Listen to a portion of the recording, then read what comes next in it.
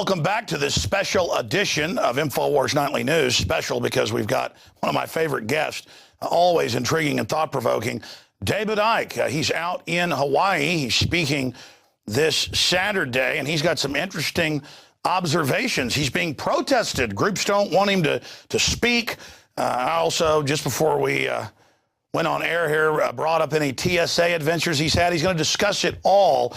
And then I'm going to talk to him about the New World Order throwing everything in our face. They're now admitting that they don't just have life extension technologies, they have age reversal systems. They're admitting that, oh, your appliances do have hidden tech in them to spy on you. Why are they throwing it all in our face right now? I have my own ideas, but we'll get David Icke's take on that. But he is visiting now here in the 50th state, Hawaii. David joining us via audio Skype. Great to have you, David. Cheers, Alex. Well, how was your trip out there? What's your view on the TSA? Well, it's 3/4 around the world for me, so it was a long trip. But I did experience the TSA one or two times already, both in Los Angeles and then moving around the islands here. And you know, it was fine. I had to pat down and got through and all the rest of it. But what shocked me, Alex, and what just shocks me every time I come to America, and indeed, you know, some other countries that have these full body scanners, is to stand there in the line, you know, shoes off, belt off, all this stuff. And while that's going on, you're watching parents take the children through these full body scanners. It is extraordinary. And, you know, we can discuss various definitions of child abuse, but I would say that the ignorance of subjecting your children to this radiation every time they go through an airport with no question, come on, honey, quick, there you go, and all this stuff, no question, no thought, no question about what the effect on the child might be. And of course, radiation has a greater impact on children for various genetic medical reasons.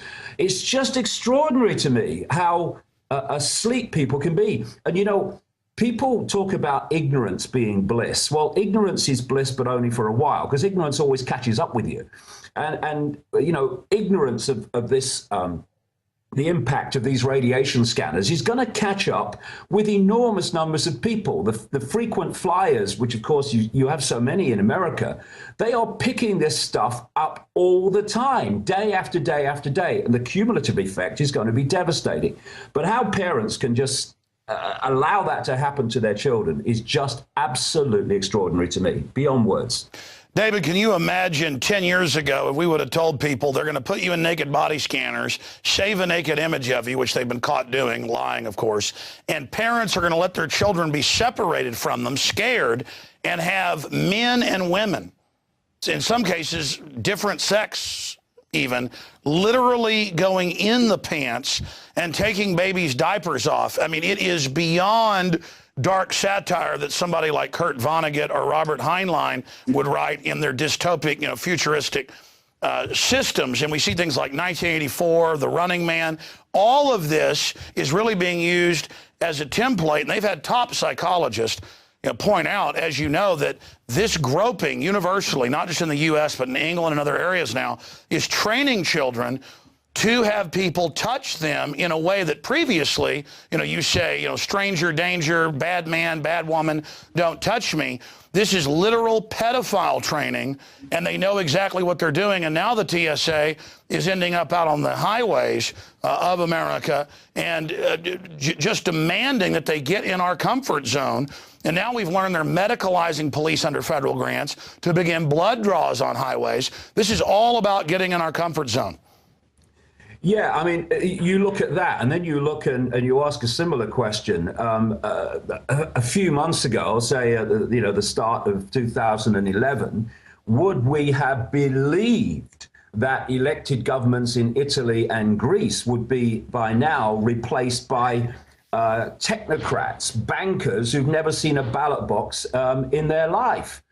What's happening, and I've been talking about this for years, it's basically what will they take So, and this is very, very relevant to what I'm seeing in Hawaii too. What will the public take? Keep pushing, and if you don't meet resistance, then push some more. No resistance, push some more. This is why people have got to understand that this is where we are now, is not where it's due to end. It's just the latest stage on the road to where they want it to end. Now, ladies and gentlemen, at what point are we going to resist in big enough numbers to make the resistance effective? Are we going to wait until there's a knock on the door and the truck's outside for the concentration camp? Do you think we might resist then? What about when they take your children away because there's an emergency and force you to work doing whatever job the government says, that takes over your transport, that takes over the airwaves,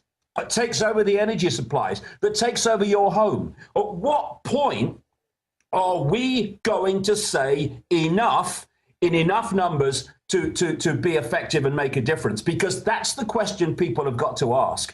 We have got to, I would suggest, Alex, move in terms of people that understanding of the conspiracy and awareness of the conspiracy from the point that most people once were, where they're completely ignorant of the fact there is a conspiracy.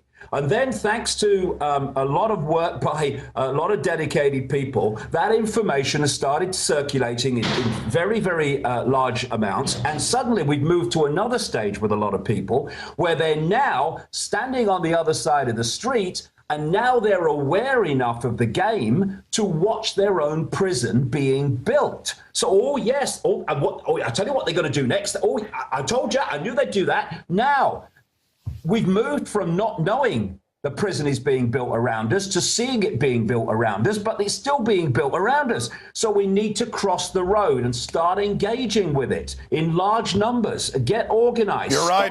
You're right. The first massive campaigns of non-cooperation with the system, because it can't survive and it can't prosper and it can't work unless we have it has our acquiescence. Well said. First, we've got to get people awakened, and we're deep into that process now. Then we have to get people to take action, and the system knows that we're entering that phase. But dealing with the issue of the awakening, when you were speaking about the takeover of infrastructure, the takeover of media, the shutting down of free speech, this is happening everywhere now. And what you were mentioning was the new executive order Obama just signed 2 weeks ago. Similar things are being done in the Euro. They're appointing the leaders now. The Economist magazine, the Financial Times of London are saying it's good to have appointed leaders. So there's this attempt to now hide everything in plain view, but I don't see it working. Take the shooting of the poor Jewish children and the commandos in France. It came out day one, and now it's even the Jerusalem Post and Italian newspapers, that the guy was working with French intelligence. He was protected. Somebody else videotaped it. The whole thing was staged to get Sarkozy in. I mean, now it isn't taking months for that to come out. It's immediately coming out. It's a false flag. Now it's coming out the Hatari militia weren't planning attacks, and it was all a setup. And the judge did the right thing and is saying drop the charges. So a crisis point is being reached, and I see the system trying now to kind of hide things in plain view. They've gone from denying it to hiding it in plain view, and I see some people out there that say, oh, there's no hope, oh, the elite are invincible. I'm finding the opposite.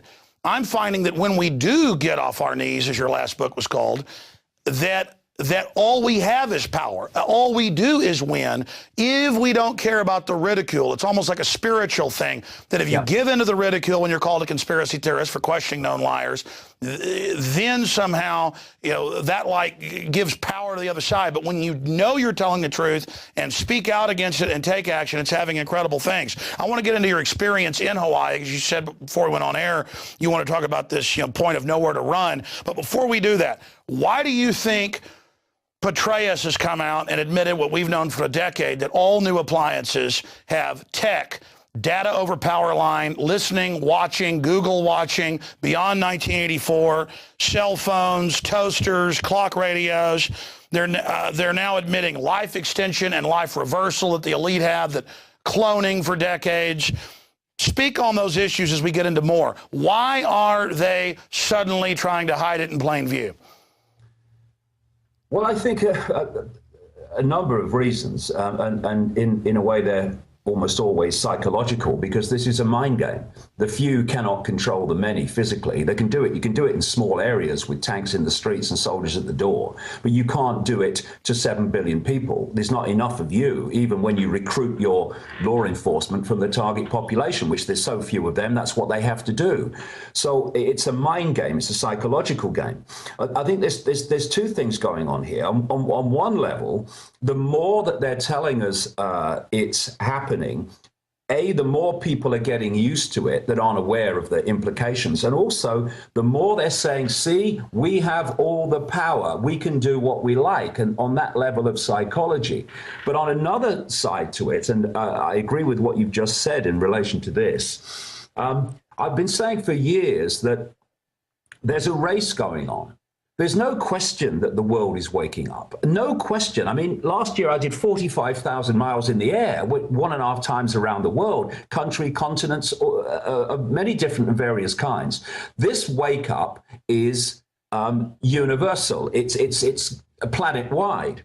And they are now desperate to get the control structure in place before enough people wake up, see it, and then cross that road I've just been talking about, cross the street, and bring the house of cards down. Because it is a house of cards, because we, humanity, asleep humanity, are holding the house of cards together. That's why it's standing up there.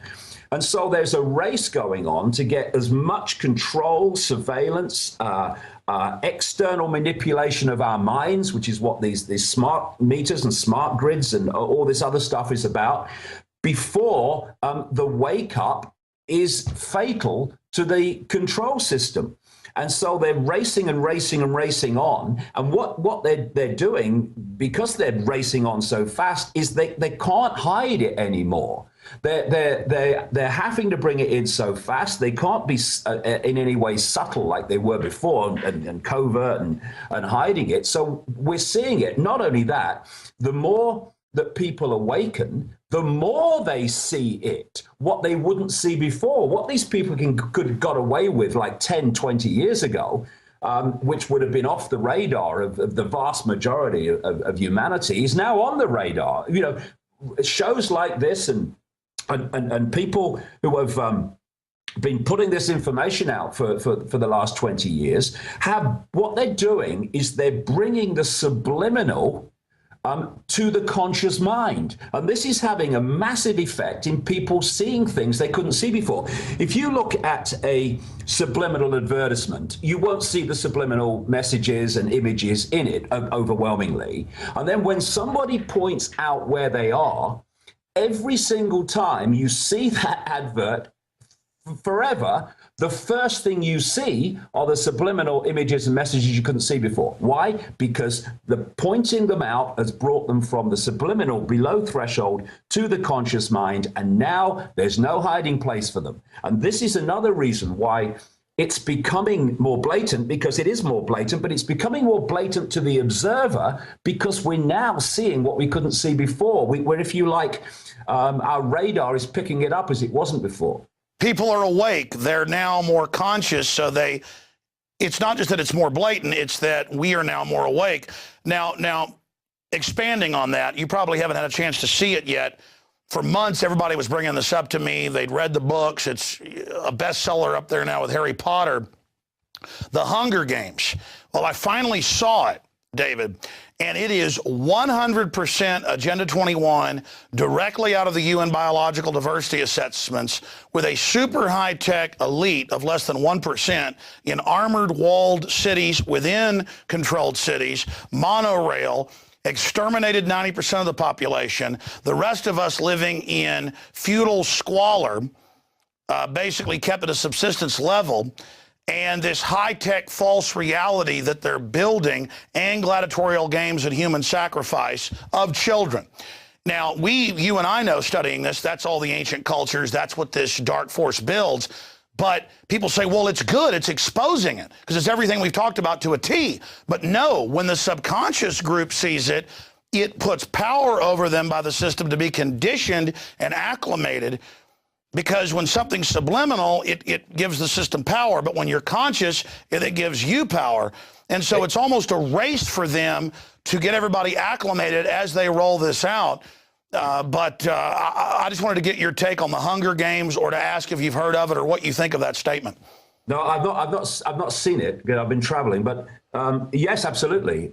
See, once you start to realize what this reality is, a lot of things start to make sense, because these people in the shadows, deeply in the shadows, they know what reality is, and therefore they know how to manipulate it because they know how we're interacting with it. And if you look at the so-called solid physical world, it's not. I mean, quantum physics can point this out very simply. It's an illusory physical reality, which is actually holographic. And the base foundation of this reality is waveform information fields, which are decoded through what I call the biological computer, because that's how they see it. To these people, you talk about the mice and stuff, Alex, earlier. To these people, the body is a piece of biological technology. And they can manipulate it to decode a certain amount of reality, but not a greater amount of reality. Sure.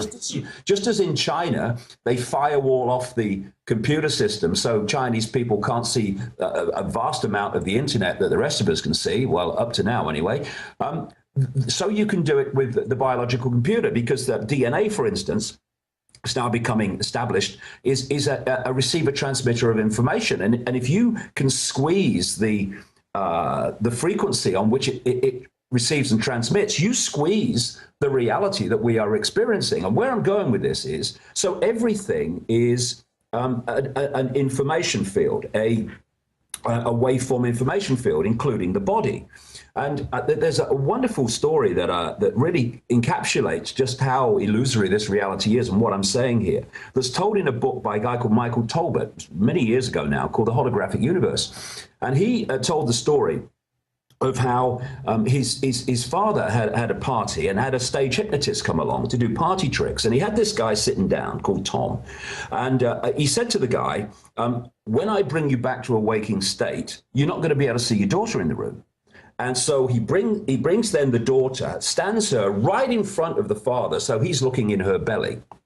And he brings him back from apparently from the trance, and says, can you see your daughter in the room, Tom? And Tom's looking around. He's looking in her belly. He's saying, no, I can't. Everyone's laughing. They can see her. He can't.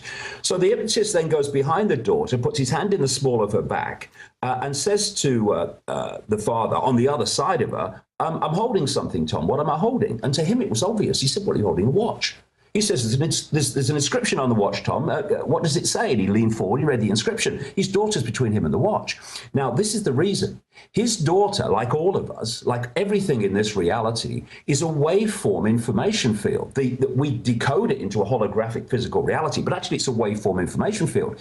Now, if we don't do that, if we don't decode the information field into a holographic reality, then whatever we're not decoding doesn't exist in the realm of the conscious mind. So what the hypnotist has done is put a firewall in this guy's mind, in this guy's brain, so it's not decoding the waveform energy field of the daughter. Therefore, he's not decoding it through into a holographic reality. In his reality, she's not there. Therefore, he can see behind her. Everyone else in the room who's not been subject to that firewall is seeing her. And now, David, this is a very important area. Just very quickly, Alex. This means we have to look at symbolism and all these symbols put around us in another light, because these symbols are not just like, people holding torches and eyes and stuff. They are information fields, and they put them around us because they are speaking to us. They are exchanging information with us on a subconscious level. And it's a whole psychological game to implant in all the ways that you've discussed, and I'm talking now. They're program prompters. Into the subconscious, and then that filters through as a conscious thought, a conscious response, an emotional response, which we take to be us, and it's not. It's information that's been put in there for us to believe is our thoughts and emotions. Well, I totally agree with you. And there's the analogy of the Earth suit. But if you really think about it, it's like the internet is the universe. The iPhone is the limited system that is experiencing that. That would be the body, or it's the way the cerebral cortex of the left and right lobe is our, quote, conscious focusing, but it's tying into our overall brain that is hundreds of times more powerful. And that's in 101, as you know, marketing. That's taught in college. Subliminals is just part of marketing for hundreds of years, but the general public is taught it's all a joke and doesn't exist. It's a conspiracy theory that anything else exists or anyone is manipulating me.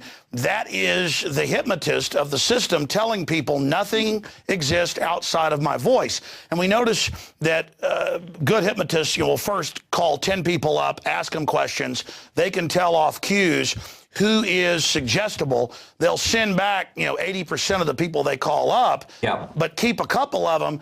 And then the person is willing to do it. But when you're born put in front of a television, when you're born with the chemicals in food and water, all of this happening, the sperm counts dropping, the testosterone, the women all screwed up, the thyroid problems, the overall brainwaves lowering, the fertility, they are killing us. So how do the chemicals, which they're obviously increasing the levels of, we're exposing it, so now they're on the news going, yeah, lithium in the water, Prozac in the water, statins, that's now out in the open, chemtrails, aluminum, they're obviously increasing the chemical bombardment.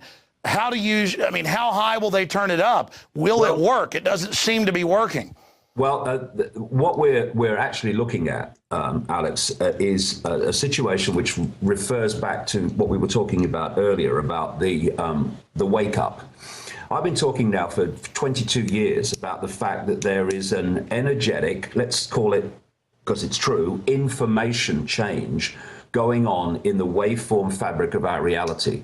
I knew about it 20 years ago, and I was told that the effect it would have would be that I was going to see in my lifetime this great awakening of people to see a new vision of self in the world that they'd never seen before, and all that had been hidden was going to be brought to the surface by this information change. Now, 22 years ago, no sign. Look at it now. The very program we're talking on is an expression of this, all that's been hidden coming to the surface. And look what we know now about how the world's manipulated. We didn't know 5 years ago, 10 years ago. It's fantastic. So they knew this was coming. And what they're doing is they're trying to mitigate the effect on people by destabilizing. If you take the human biological computer and you relate it to a desktop computer, if you put viruses in a desktop computer, it is not going to decode the internet or anything like that in an accurate, powerful, effective way. It's going to cause mayhem. And what, in effect, if you look at chemicals, Alex, and the chemtrails and the aluminium, again, in the holographic realm, we see chemical substances. But if you go back to their base state, which is a waveform information field, if you could see that, it would be incredibly disruptive. It wouldn't be harmonious. It would be just a mess. It's jamming. It's electrochemical noise that at the electrochemical level fries us. So what does the system do? As in a way, they're poisoning of everybody and cancer rates off the chart and all this. That's one of the biggest things waking people up, is that enough folks are seeing their loved ones dead and dying to actually realize it's a soft kill operation. So this is what I was talking about years ago. The time would come, and my goodness me, are we there, when what had been covertly manipulated would have to break the surface. If they want to bring in this society that you've been talking about, earlier in this chat, then we're going to have to see it at some point. And this is obviously where we are. It's a point of danger because they're confident enough to break the surface, or desperate enough because they're trying to do it before the wake up brings it down.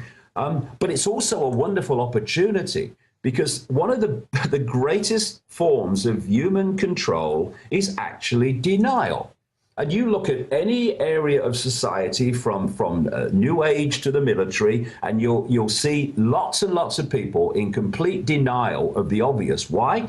Because they don't want to face the fact that the world is as they'd rather it not be. So instead of facing that, let's kid ourselves that it's not like that, really. Denial. Now, what is happening now, absolutely right, is that as this stuff comes into our face more and more blatantly, it's getting more and more difficult to deny it's happening. And therefore, more and more people are having to face the fact that actually it is happening. And it's no good hiding from the fact. We've got to face it. And so it's a time of great opportunity as well as a time of great challenge. And I would speak at whole life expos and stuff like that when I first came to America. The only people interested in me talking, what would be called the new age arena, and they'd put me on right at the end of the day in the smallest room when everyone had gone home and there was no one there, because I was the strange man talking about conspiracy. Basically, it was love and light and don't talk negative. Oh no, bad vibes. Well, what I've seen is a massive transformation in so many of those people and that mentality by the sheer power of, look at it, it's happening and it's impacting on your life, that those people are now in large numbers, not all of them by means, are starting to encompass the fact that, hey, we can't just deny and sit in a lotus position any longer and think that's enough. We've got to engage with the system, and more people are. And it's those people. I mean, Christians would have nothing in common with New Agers, overwhelmingly. Christians wouldn't have anything in common with Muslims and stuff like that. But this is what we need to do, surely. We put aside the belief systems, and good luck to everybody. You should have the freedom to believe what you like and whatever. But let's put that aside and let's come together and let the fault lines of division fall away, because we're in this together, and unless we meet it together, then we'll be divided and ruled. Well, that was my next point that I wanted to bring up to you, is that we see presidents, high-level execs in major corporations like Goldman Sachs saying, I can't do this anymore. It's totally criminal. We're here to hurt people, rip off our clients. We call them scum. We call them muppets, puppets that they manipulate. You see all these people coming out. I mean, there are so many prominent people in the system, genetic engineers making $3 million a year. They quit and say, we're sterilizing people. It's a chemical weapon, a bioweapon. Don't eat it. As people at the upper echelons, not the very top of the pyramid, but very close, realize that this system means death and destruction, their basic human instinct for survival and decency kicks in, and I'm just seeing an explosive awakening within the elite itself, or the highest levels that serve the system. Are you beginning to see that as well? Yeah, I mean, what I understood about this information waveform change is that the most open, the less densely caught in the box, would be touched by it first. But eventually it would start to touch people who were really deeply in the box and deeply in the system. And I'm seeing people now, Alex, who I would have said a very short time ago, never him, never her, not in this lifetime. They'll never look at this in anything but disdain and dismissal. And I'm seeing them now looking at it seriously. So there is something big time going on. And another great thing about the conspiracy researchers and the conspiracy communicators of information is we are actually decompartmentalizing the blooming system, because of course the system's compartmentalized, so you're only given as much information about what you're doing to do what you're doing and no more, so you don't see how it fits to everything else, and they've gone along in ignorance and all that stuff. This is why so many top secret technologies are actually different parts are made by different people, and only the people that put it together at the end know what it is and what it's going to be used for. And what this information that's been pouring out more and more effectively year after year after year is doing, and I'm seeing this in science, with scientists, with people in the system, it's decompartmentalizing because the system, because it's saying to them, see, this is what your contribution is doing, because it's connecting to this contribution, and what you think you're doing in innocence is actually causing this. And so, the system is starting to unravel. And that's why I feel this sense of panic. We must push on, we must push on, we must push on. And when you do that, you make mistakes, and you make it even more blatant what you're doing. So this is a time of great challenge. But I tell you what, mate, I'm looking at it now, and when I see where we were just a few years ago, we are making very, very rapid progress. I agree with you. Now, how do you see the psychological warfare chiefs that are trying to create this total false reality, this artificial habitat for us, as those of us here in the global planetary spaceship zoo begin to notice that this is a Truman show? Yes, exactly. How is the system going to strike back? Because we've talked about our numbers going from maybe 1% 10 years ago, knowing the Federal Reserve is private, to over 90% in polls. So there's different degrees of awakening. Yeah. But sure, there's 30, 40% that are really starting to be awake. But there's 30% or so that never will wake up because they'll just decide out of cowardice to join with the system because they think it's going to win. And then you've got that other 30% or so that are just so into the system and so drugged and poisoned, they don't have the IQ to wake up.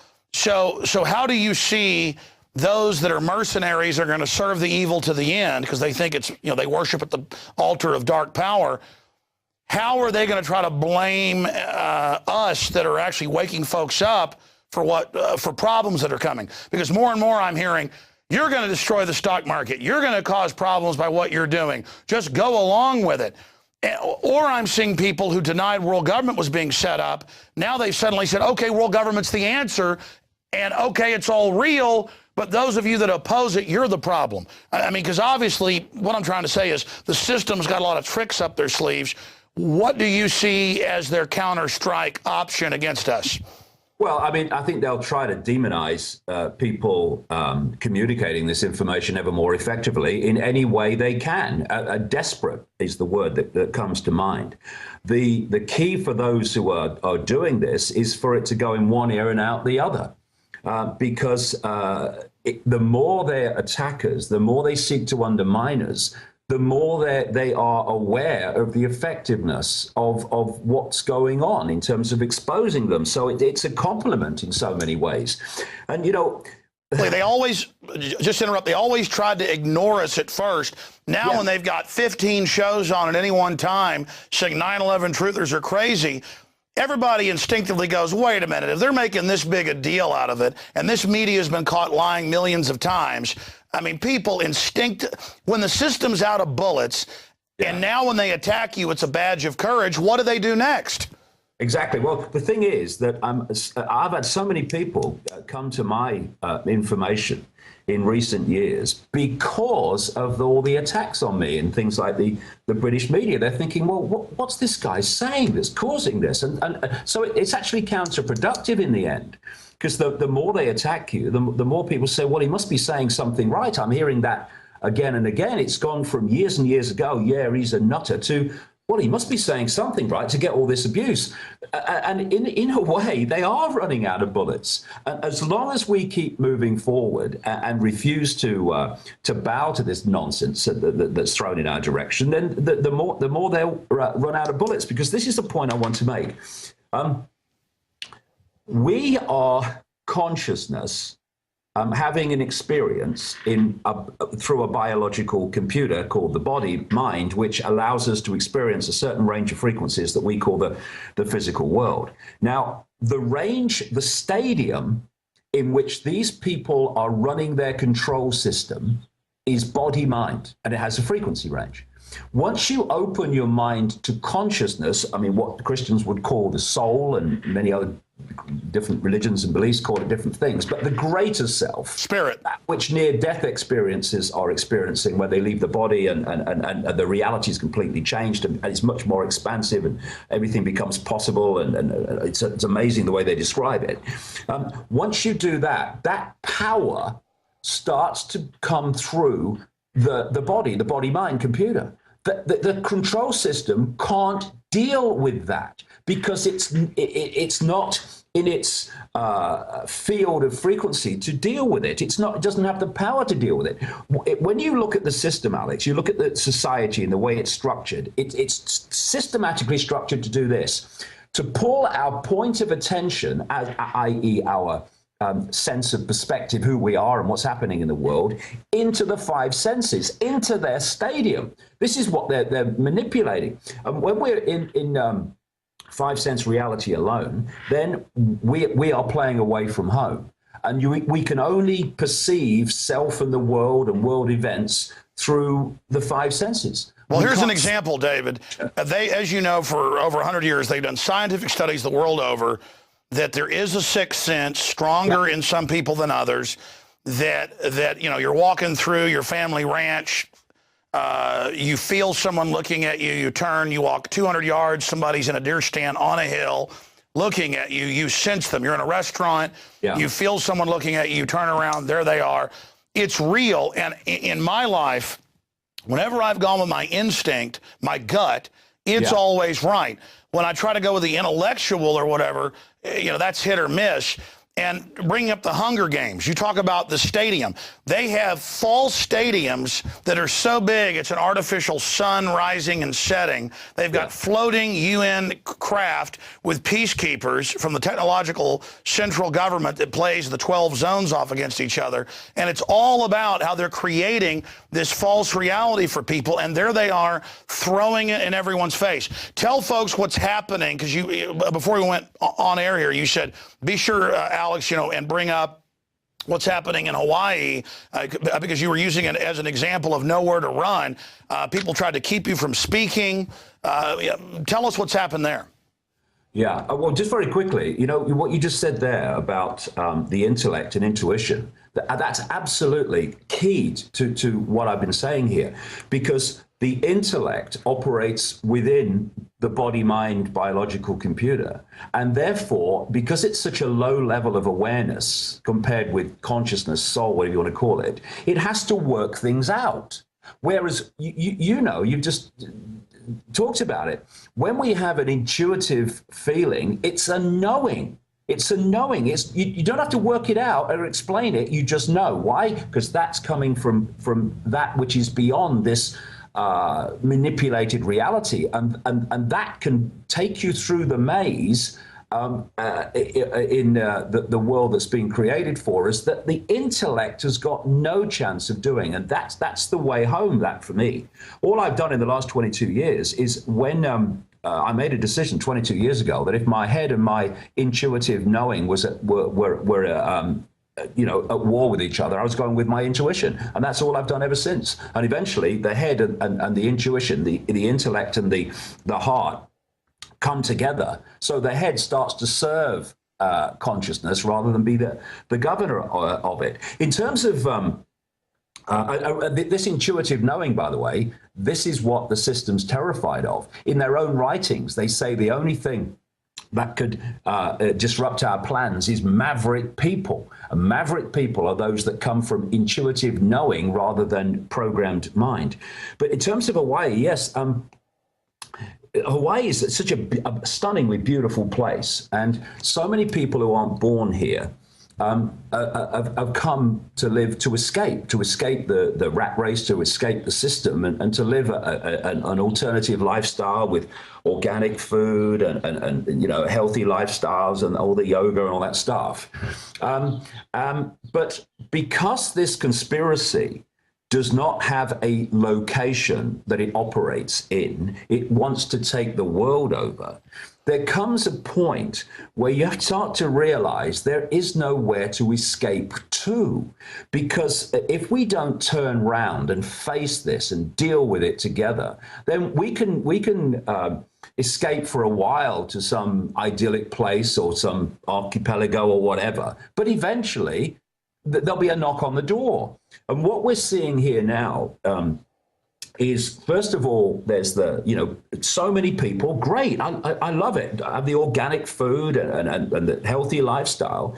But while they're doing that, they're washing the organic food often with the water supply that's impregnated with chemicals from Monsanto and others coming from the put on the crops going into the water table. Goodness knows what's dropping on the food and what's being breathed in and what's in the water and the sea from Fukushima. We don't know the scale of that yet. And then there's the chemtrails you see over Hawaii, which is dropping the aluminium and the barium on the organic food and all this stuff. Then you've got Pearl Harbor over at Honolulu, the major naval and air force base, which means that any conflict with China pulls Hawaii into the front line of that in terms of location and also the military operation here. And where I'm going with this is, you know, you can only run for a while. And then you realize, actually, you're at the edge of the cliff and there's nowhere to run. And we need to start to have the courage and have the foresight to see that we're not going to run away from this because it will catch up with us. We need to all turn around. And if we're going to run at all, run straight at it. Because when we do, it will start running. You know, I used to be a soccer player years ago, and what you see sometimes, you see a little guy, midfield player with a ball, not very big, very slight of body, and in front of him are big hairy defenders, all big, strong, impregnable. And most people, they'd say, "Oh, we're not getting through there," so they'd pass the ball square or pass it here, get it back, and go nowhere. What some of these little confident little midfield players do is they get the ball and they run straight at them. Now, these big hairy defenders that looked impregnable have got to deal with them. And they drop their shoulder right, drop their shoulder left. Now, the big hairy defenders are now having to react to them. And what do we do now? Suddenly, this impregnable wall of people is in disarray. Exactly. You've got to stop running. Run at it. You've got to stop running and start engaging them, and then you take the momentum, and now they're on the defense because they're attacking us, and so it's defensive to go on the offense, and the universe respects that as well, and that's how you gain converts to liberty and the awakening, is not being pensive and afraid and apologizing, but by being bold, because these are bold times. And David, I totally agree with what you're saying. So many people call me and they go, "Oh, this is real. I checked it out. It's true. How do I hide and protect myself? Or how do I get a bunch of guns and food and just wait for the end?" And it's not bad to have guns and food to protect yourself, but that's a small insurance backup. The real insurance is engaging aggressively and not acting scared, because you're the good guy. You're the good lady. You're the people out there warning people. You've got an incredibly important mission. And when you do go at it from that perspective, because that's what I've always done, that's when you have the real success. People call me and say, "Well, how do I get out of the system and not have them track me?" The point is, you say, "Hey, criminals, I know you're tracking me because you're crooks and you are afraid of what we know about you. It's not that I'm scared you're tracking me. It proves that you are criminal scum." People say, "Man, you must be paranoid." No, I'm not paranoid. I'm aware. People say, "Well, don't be negative." No, I'm incredibly positive by facing the facts, so we have a real chance of addressing this and dealing with it. And this is such an important point. This is such an important point. I'm sick of hearing people say, "Oh, you're frightening people. Oh, no, it's negative." Knowledge is never negative. Knowledge always empowers, no matter what knowledge it is, because it's giving you a greater fix on the situation we're facing.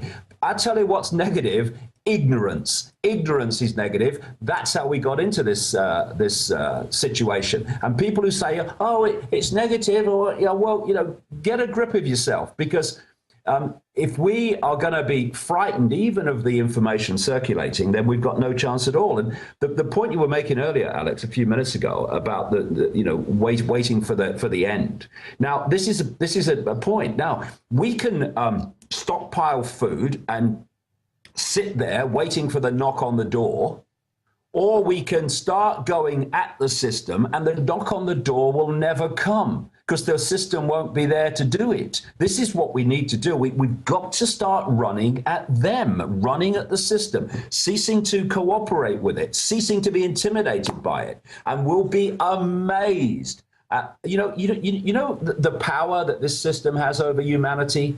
It's persuading humanity. He has power over them. It's a mind trick, a mind game. And when you run at these people, you realize actually it is just a figment of people's imagination. The power is not there. They just want us to believe it because then we'll acquiesce to them. Yeah, there's a lot of people out there that say, oh, Alex Jones, David Icke, they're saying we've got hope. We don't have hope. And the information they're putting out can be accurate on issues, but this idea that we don't have hope and don't have power, in my own life, I don't have the skills that a lot of other people have, but I've reached 15 million people a week, literally, through XM, AM and FM, internet, YouTube, all of it. 15 million is a conservative number. And I know there are people smarter, more talented, everything, but I, my whole life, have always run at them. When somebody challenges me, I don't understand reverse just because it doesn't feel right. And if we can just get people to realize, I'm always looking for other leaders. I'm always looking for people to build up, to go at the system. And people are always thinking just because I'm there or you're there or whatever, we're there, Ron Paul, whatever, that somehow, G. Edward Griffin, that, oh, I'm glad you're there and I'm glad you guys are. No, we're here to wake up those that aren't awake yet. Once you're awake, we need the next Alex Jones, the next David Icke, to be a leader and then find the next person, because it's through awakening millions and then getting hundreds of thousands of the leaders that are there to really take it to the next level that we cannot be stopped. And I've always known that's my mission, is to reach out to others, to then have them activate like ripples in a pond to get the chain reaction of awakening going. And that chain reaction, I can feel it, has already begun, and the system is going to do desperate things to try to block it. David Icke, thank you so much for the time. DavidIcke.com. People want to find out about your speaking engagements, your last book, the new book coming out. Tell us a little bit about that, and then I have one last question for you. Well, the new book's called Remember Who You Are, and it's a multi-level book about the nature of reality, the nature of the human psyche, and hard names, dates, places, uncovering of what's happening in the world in terms of daily world events, and what the gender is and all that stuff. But it's called Remember Who You Are for the very reason, Alex, that we were talking about in this chat. We need to remember that you are not Alex Jones and I'm not David Icke. They are names for our experience. We are not our names. We are not our job. We are not our income bracket. We are not our race. We are consciousness having those experiences. And when you remember that, then this incredible power comes into your life, which is just the greater you expressing itself because you've opened your mind and let it in. And then what we call miracles become possible, including what many people would see as a miracle currently, which is bringing this control system down. But it will come down. It will come down. Consciousness will bring it down because it is built on mind. And consciousness and mind are like the sumo wrestler and the two-stone weakling. The event in Hawaii on Saturday is on Maui, and I'll be talking for 9 hours over the day with about 1,500 images, connecting the dots across all these things. It's so important now that people stop seeing things like love and spiritual things as concepts. They have to become actions. If you are at the side of a river and a child falls in the river, you don't sit on the bank sending out love to the child, do you? You jump in the river and express love by pulling them out. Well, we need to take it from the theory to the action, and then we'll get somewhere. Beautifully said. A question I get constantly is, it's twofold. Here are the two questions. Why are you, Alex Jones, David Icke, Ron Paul, still alive, people like that? Why are you still alive, A? And B, at the very highest level of human control on this planet? And, of course, the elite believes they're interfacing with these dark entities.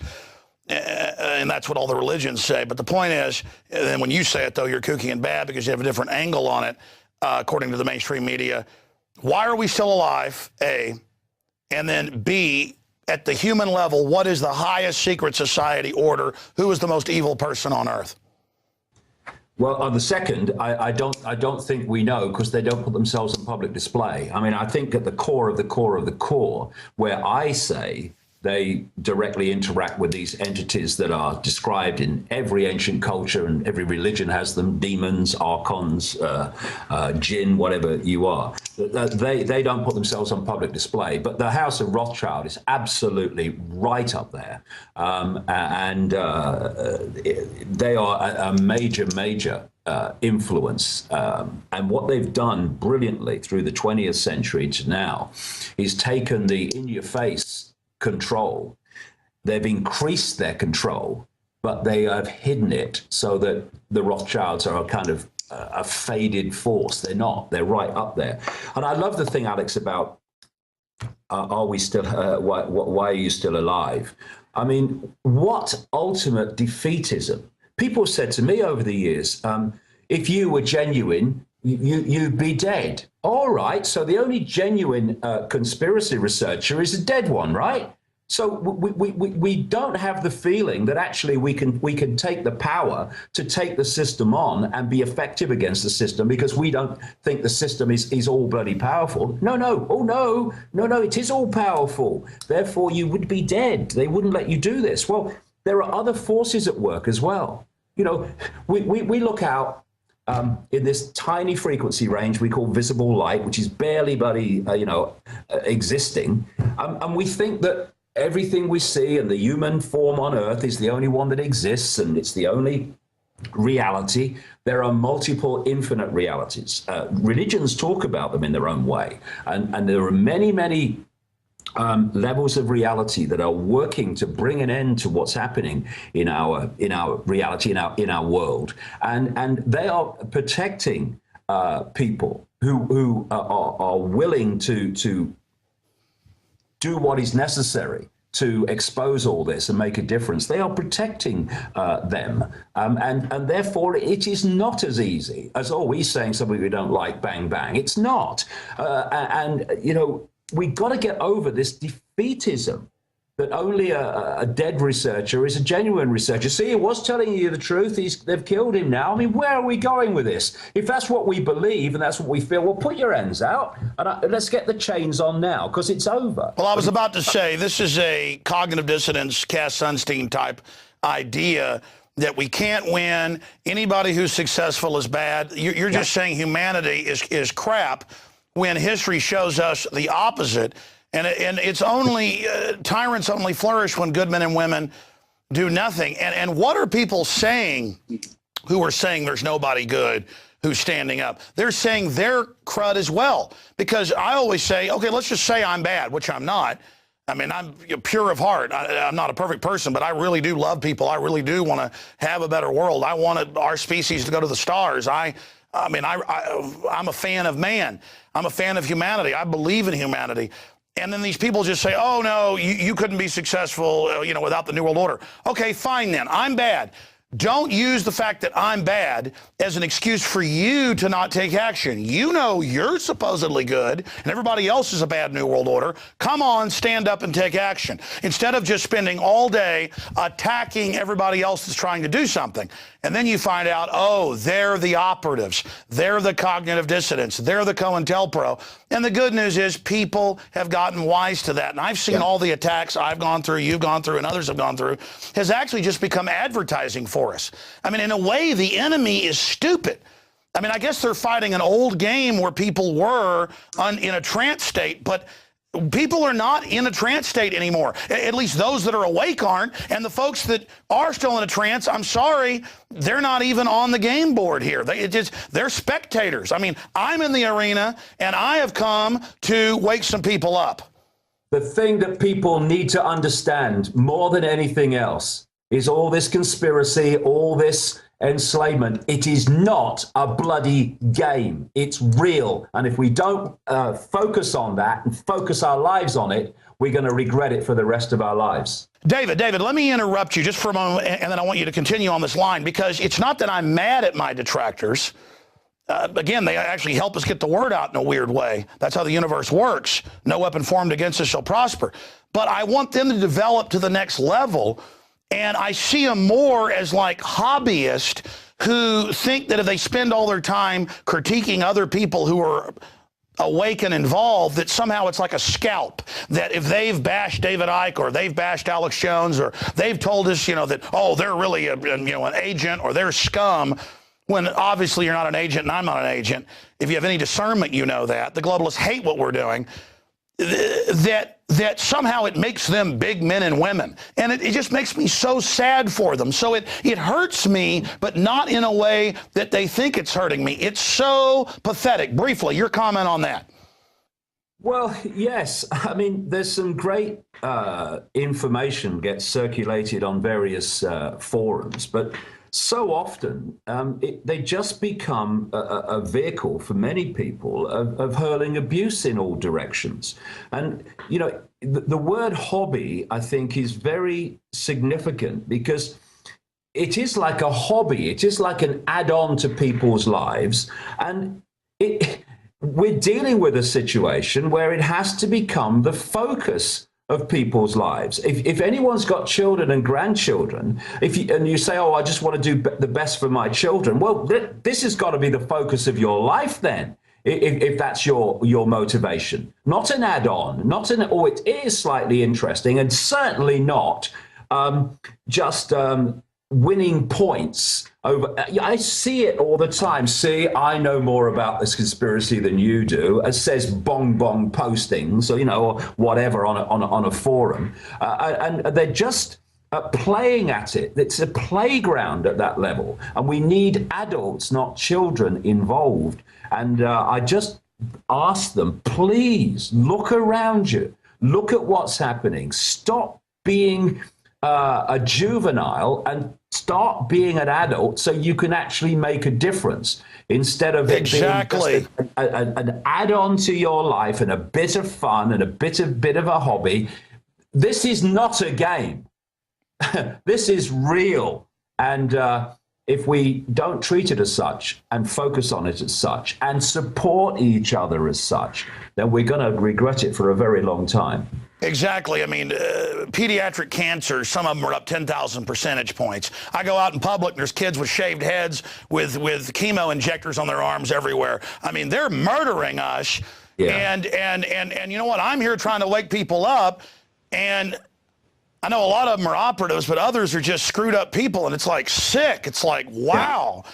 We've got, this is real. I'm putting my life on the line. You are. We know how, this is not a game. I got chills when you said that. Truer words have never been said. Yeah, I mean, and, all you can do is try to get these people to see what they're doing.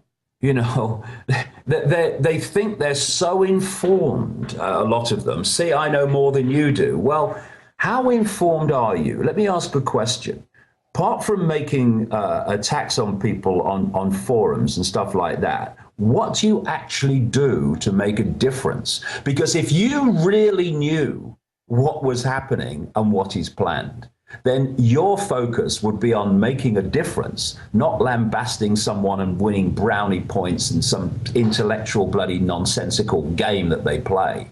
You would see that we have to focus on this and make it the focus of our lives. David, so if you're not doing that, don't tell me you understand the conspiracy, because you clearly don't. Exactly. I mean, I'm throwing everything I got against him, and I feel like dirty rags that I'm not doing more. And then when I see them in the infighting and all of it, makes me so sad, because we need their energy to fight the darkness. That's what we're going to call this piece tonight. David Icke, this is not a game. Very powerful. The thing is that when people are in ignorance of what's happening in the world and what the agenda is and where they want it to go, I have some sympathy when they do nothing, because they do not believe there's anything to be done. When I see people who, often for not their own efforts but the efforts of others, have seen what the agenda is, seen what they want to impose upon the world. See what they're imposing now, and their only response is to attack and undermine those that are putting their head above the trench and making a difference. Well, I say to those people, go and find your children and grandchildren, look them in the eye, and justify, given what world they're going to live in if it reaches the end that they want, far beyond what we've got now, even far beyond. And you justify to them attacking and trying to undermine, often exploit those who are trying to make a difference. That ignorance, therefore no action, I can understand. Knowing what's at least a good part of what's happening and then seeking to undermine those who are trying to expose it, that turns my stomach. And one day when they wake up, it will turn their own. Yeah, it's bad luck. My gut just tells me those people have no idea what they're buying into. Because when you know the truth and decide to join evil, that is the ultimate sin. David Icke, our interviews just get better and better over the years. And I know you're a busy man. I appreciate you joining us every few months. And I look forward to having you back on soon, davidicke.com. I have to say, I've been saying this every interview in the last few years, but this is our best interview so far. I mean, be honest, in your gut, don't you feel like this is the best interview so far? Well, I think, Alex, that what's happening is we're all learning more, we're all becoming more aware, and therefore, you become closer and closer to understanding what needs to be said and what needs to be done. And, we must go on doing that. I see people over the years at various conferences, and I've seen them make presentations, and that's very nice. Yes, that's interesting. Yeah. And then I've seen them 10 years later making the same presentation. And I'm thinking, what have you been doing? The cutting edge has to constantly move, and it's moving very, very fast now. It's great time to be alive. It certainly is. Well, David, thank you for the time, and I look forward to speaking to you again in the future. Cheers, Alex.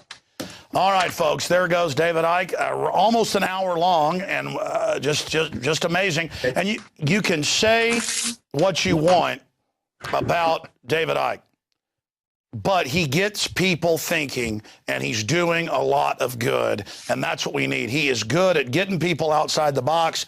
And I ask, any critics out there who aren't in the arena, what have you done to wake people up? Because we know this world is going in the wrong direction. Great job with the crew. Another extended edition of InfoWars Nightly News. Lord willing, we'll see you back here tomorrow night, 7 o'clock Central, and I'll see you on the radio 11 a.m. Central for the radio show, Infowars.com, prisonplanet.tv. Until then, bon voyage.